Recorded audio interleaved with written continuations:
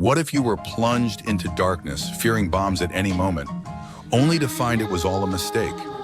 On September 26, 1938, London was gripped by terror when sirens wailed, warning of an incoming air raid. Citizens scrambled for cover, lights vanished across the city, and a suffocating silence spread. Yet, the enemy never came. The alarm was false, a simple error, but the panic was real.